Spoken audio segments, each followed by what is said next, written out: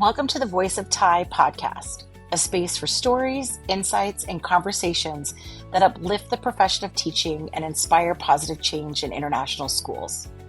For over 40 years, the International Educator has served this community through recruitment resources and a dedication to amplifying the voices of international educators around the world.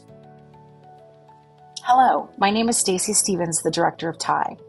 In this episode, we will be speaking with Jennifer Abrams, renowned author, communication expert, and international consultant. We asked Jennifer to create a series for the International Educator about leading in polarizing times. In this episode, we will talk about polarization, what she's seeing in schools, and why this conversation and these skills are especially important right now. Thank you for joining us. All right, Jennifer Abrams, I'm very excited to welcome you to the Voice of Thai podcast. You are our inaugural guest to speak about all things the International Educator and the things that we cover in the newsletter. There's a little bit of an introduction that we'll put in here about like sort of the background to the Voice of Thai podcast, but we're just really excited to start this with you and for you to be our first guest. Oh, thank you so much, Stacy. I love that it's Voice of Thai, given that my work is as a voice coach, and I don't mean that to be as an opera singer's, kind of Maria Callas. That's not my thing, but just voice like communication. So the Voice of Thai, Yeah. I am thrilled to be here. Thrilled to be here. Well, and I think a lot of us have come to your work and know your work through the work around communication. So can you tell me a little bit about like what draws you to communication work and like why this has become and is your lane as a professional? Um, I was a high school English teacher, so voice, speech, writing, literature has always been what I focused on, even in undergrad. And I became a new teacher coach after I was in the classroom for a decade. And what I realized was I knew my teacher voice as a teacher of students, grade level subject. But what I needed was more study on how to talk to other adults in the school system. That Mhm. voice, that collaborative voice, that coaching voice, that supervisorial voice, all that facilitator voice, presenter voice, all of those voices I needed to study because that wasn't something that I had learned in my qualification or credentialing. And so as I started to do that, I Mhm. started to write books. And I started with the thing that was most challenging, which was having hard conversations with other adults in the schools. That's the one we all love. And that's sort of what I'm quote known for. And I've kind of extended the work around different types of voice beyond that and around that. But it's been to me, it's we have credentials on how to teach, we don't have credentials on how to talk to each other. And that Right. concept of talking to each other, communicating with each other is so essential in the work we do in education. And so that's been my lane, I guess. And now I'm doing it worldwide and learning a ton and just thrilled to be doing it.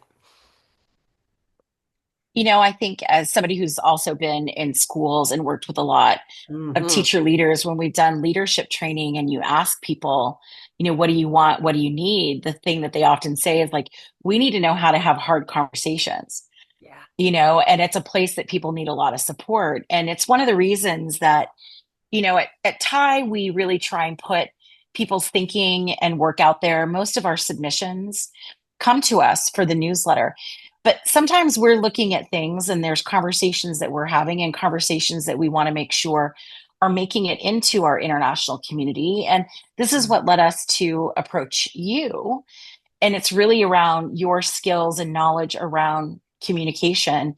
And again, having a hard conversation, but who are we having that hard conversation with?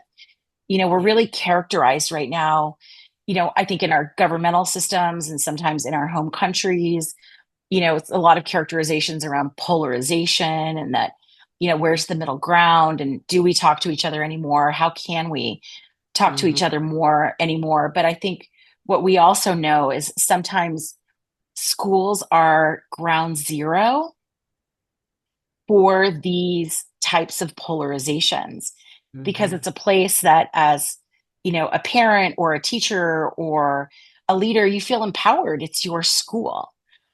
It's a place where you feel very comfortable, to raise your voice. And sometimes those voices are really coming at leaders and teachers from very different directions with really antithetical needs and wants, Yes. from Yeah. different people in our schools. And that seems to be really a growing trend and something that Hmm. we're all talking about and hearing about. So we reached out to you because we wanted you to talk about polarization and what are some of the communication skills in that. And you so graciously, agreed to write a series, for us and the international community. But I'm wondering if you could share a little bit about sort of what you're seeing in terms of polarization. And does this feel like same old, same old? It's always been this way, or is there anything that feels a little different this time? I I think it's feeling different. This idea, what you were mentioning before, though, about just schools in general, we have educators and families are so tied to the work and to the students that are in the system. And Yeah, so it is part of who we are. It's we're raising the next generation. It is layered. It is heated. It is visceral. It is how we want our legacy to be seen. I mean, it isn't small, right? And so everybody right. comes in with a lot more passion, um, and and we're seeing people really vocal about their beliefs, their values. The countries that we're in are more clear about what they want or they don't want and the priorities. And so people are starting to have to find their voice as a leader in a system, as teachers, as they're trying to work in the gray in certain points, manage themselves when things are black and white and they're totally frustrated. And it's been super interesting. Do I think it's changed? Um, I think so, just based on where we are in the world right now.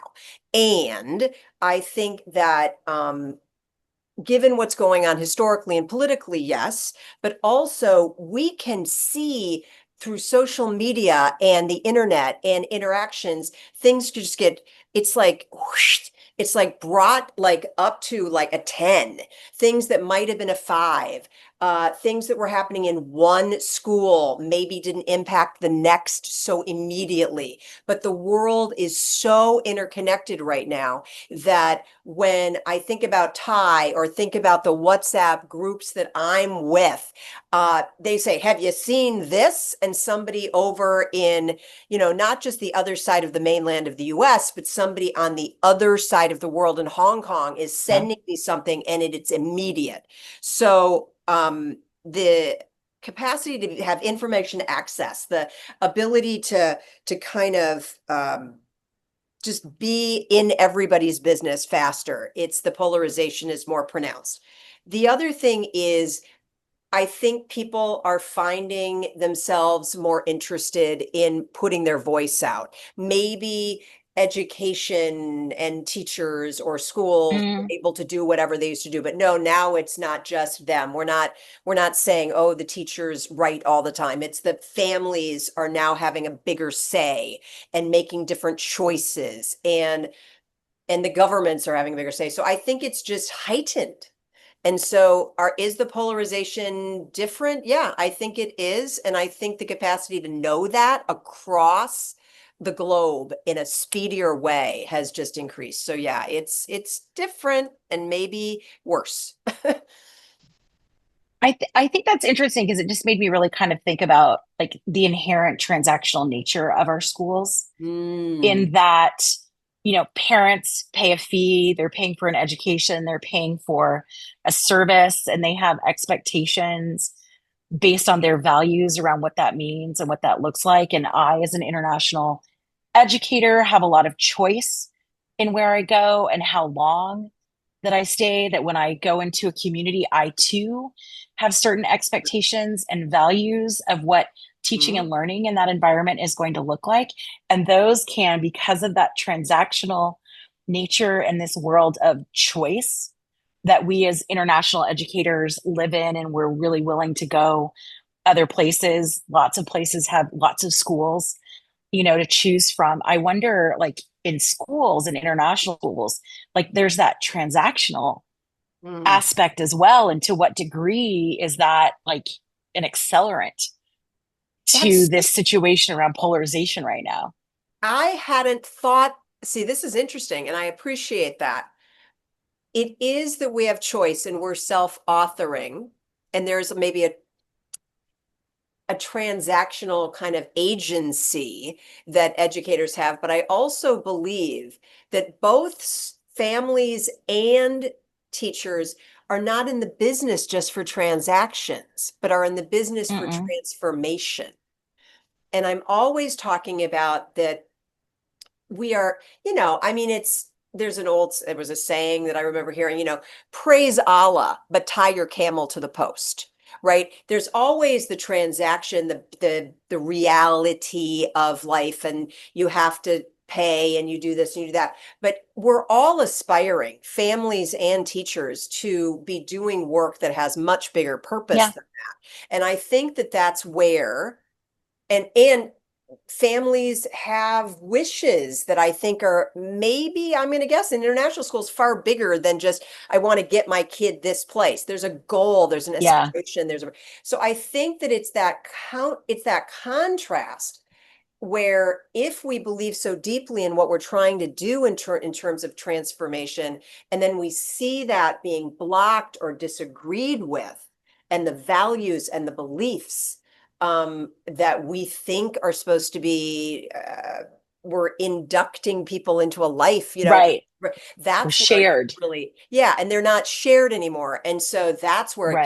that's where it gets polarized, and not just polarized, but difficult, because it's painful, and Right. it causes people to be very sad, and then de they dysregulate. They drop, and then they Yeah. don't know how to communicate, because it's harmed them. It's hurt their heart. It's hurt their spirit. And that's where I think people get incredibly out of sorts. And how do we communicate when it hurts? That's what I think is happening.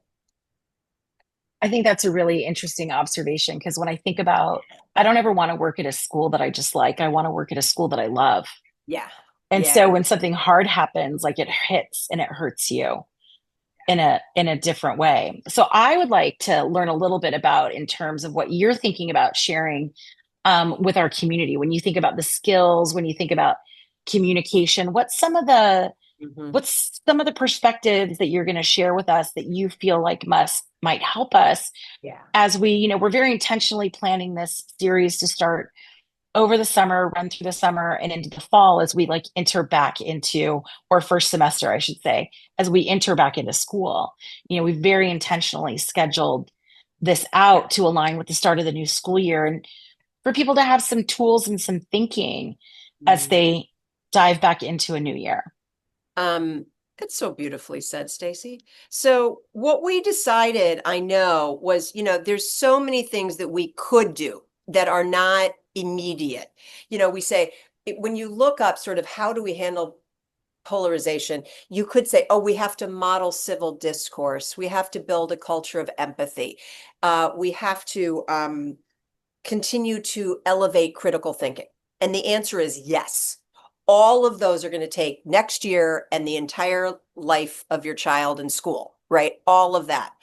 What can I do the first day that I get there is Yeah. another thing. And so, to that end, we created sort of a 5-part series where it's sort of, what are the dispositions, the mindsets, and the actions that somebody could have. So I thought, after the overview, I would start with the idea of being able to suspend your certainty. It's a piece that's in my latest book, Stretching Your Learning Edges, Growing Up at Work. Your way is a way, it isn't the way. And how can you And there are many moments when you should be certain. I'm not Yeah. disagreeing with that. I'm not disagreeing with that. So that's a whole other piece. But if you can suspend your certainty and sort of allow for a little space, go last if you're gonna be in a disagreement with somebody. Say more.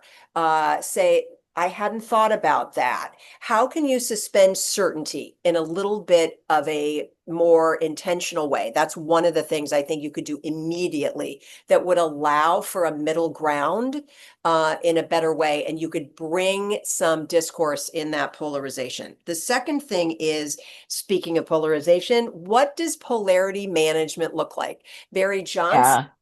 is a guy who worked in nonprofit and corporate, and he wrote about polarity management. So did people within education, McCanders, Yeah. Kesey, lots of people. So how can we live in a both and as opposed to an either or world? Either And where or. might that come into place? And how might you name that and label that for people? Again, allowing for a middle ground.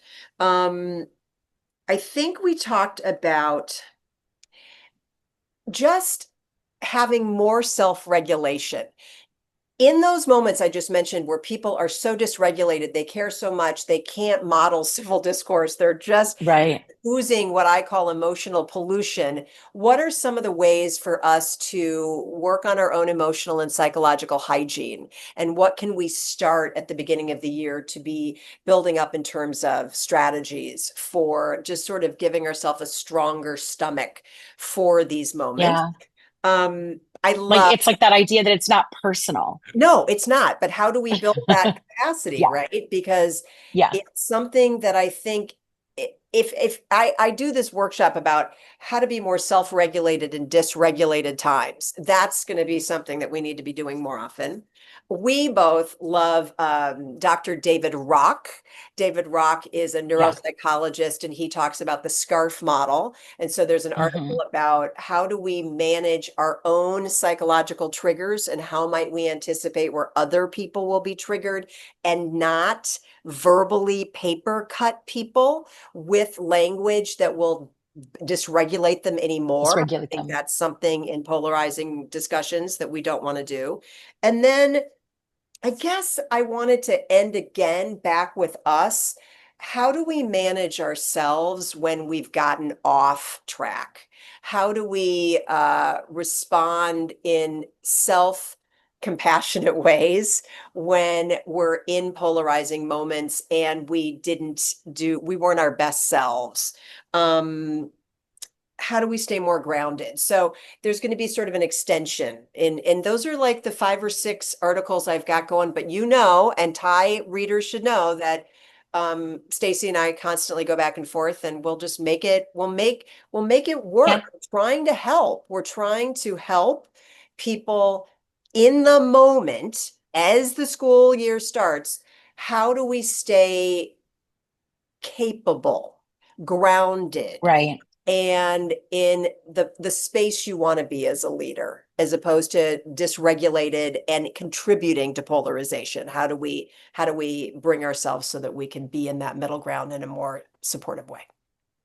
Well, and I get the sense like, we chatted with you about doing this and we're like, oh, this is, interesting. It's very timely. And then we started both seeing workshops and books. Like we are very much on a hot button topic, right now. So I think it says a lot about what people are managing, back in their schools and how they're having to navigate within their community, parents, students, and teachers. So I do feel like this is timely, given the preponderance of these opportunities and conversations we're starting to see sort of rise up. Now, if somebody, we only publish once a month in the summer. So we'll put this out in June, and then there'll be one in July, and there'll be one in August, following up with semester one, finishing up in semester one. If you were to have one thing that you said, go grab this article, go Mm, look at this book, like to start thinking about and like ruminating on. And it can be your own book, Jen. That's I okay know. too. I feel I almost That's why I we chose you. thank you. I honestly think that if you had a chance to go to my website and you looked at stretching your learning edges growing up at work, or any of the articles that I have there, or any of the articles that I have in back issues of Tie around Yeah. stretching your learning edges. So there's a real connection there. That idea of how are we going to show up and how are we going to be more Okay. intentional about it as we go into these moments of polarization at a level of adult development that we want to be at, that's what I think you should start to think about. I don't want us in the middle of the summer to go into negative Nelly, it's all going to be terrible. I want us to start with a place of how do we want to show up day one and what is the way that we can do that. So I would go back and put my name into the Thai search bar and see Yeah. well, I know we've got 5 articles about that very work right there. All right. Jen, thank you so much for the time. We're really excited to put your thinking and your content out to the community. And we deeply appreciate this because, Ty's model is it's not a model where we pay people. It's a model Mhm. where we share great thinking and resources. And so we really appreciate you participating in that to put some great thinking out into Thank the you. community. Much appreciated, Stacy. You are most welcome. Thank you for joining the Voice of Thai podcast. Be sure to subscribe to the podcast and our newsletter so you don't miss out on all of the stories and resources from the international schools community. Check out the show notes for links and more information for this episode. You can also find us online at www.thaimonline.com and in all of your favorite social media places.